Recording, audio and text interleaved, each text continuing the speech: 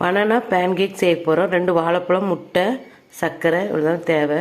டக்குன்னு செஞ்சிடலாம்.